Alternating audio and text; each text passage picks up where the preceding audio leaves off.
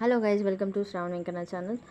So మీకు ఒక విషయం షేర్ చేసుకుందాం, వీడియో చేస్తున్నా. ఏంటంటే చిన్నప్పుడు మనం ఇడ్లీ తీసుకున్నా కానీ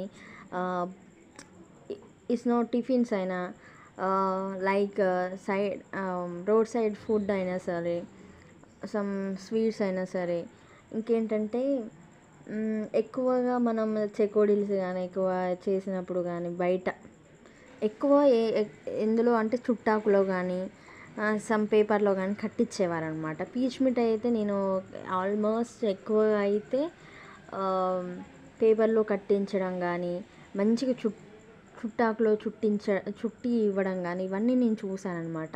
బట్ నవ్ డేస్ ఎలా అయిపోయిందంటే ఇట్స్ మీన్స్ అంత ప్లాస్టిక్ మయం అయిపోయిందనమాట. ఇతర దేశాలేమో, నేను చెప్తున్నది మన దేశానికి వాళ్ళ దేశానికి కంపారిటివ్ కాదు, మనం ఎక్కడ ఉన్నాం వాళ్ళు ఎక్కడ ఉన్నారని చెప్పడానికే ఇదనమాట. సో మన దేశానికంటే అంత మంచి హ్యూమన్ బీయింగ్స్ అయితే లేరు అనేది నా ఇంటెన్షన్ అనమాట.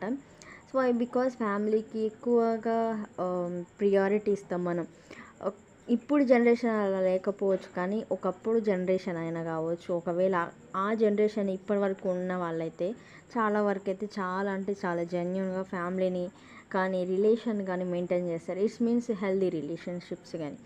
సో ఇప్పుడు నవ్వేడేస్ నేను ఎందుకు చెప్తున్నానంటే, ఒకప్పుడు ఎంతో హెల్దీగా తిన్న ఫుడ్ కానీ ఉండే విధానం కావచ్చు, గుడిసెలో ఉన్నా కానీ చాలా నీట్గా క్లీన్గా చాలా స్పష్టంగా ఊర్లు కానీ ఎలాంటి బ్యాక్టీరియా లేకుండా ఎలాంటి చెత్త లేకుండా ఉండేవారు. ఇప్పుడు అలా కాదు, ప్రతి చోట చెత్త.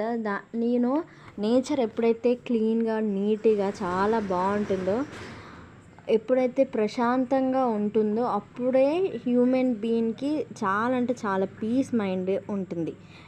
అబ్జర్వేషన్ చేస్తే ఎక్కువ మన సరౌండింగ్స్లో కావచ్చు, బయట కావచ్చు, మనం వెళ్ళే ప్రదేశాలను బట్టి మన మైండ్ అనేది చాలా మంచి థింగ్స్ని ఆలోచిస్తుంది.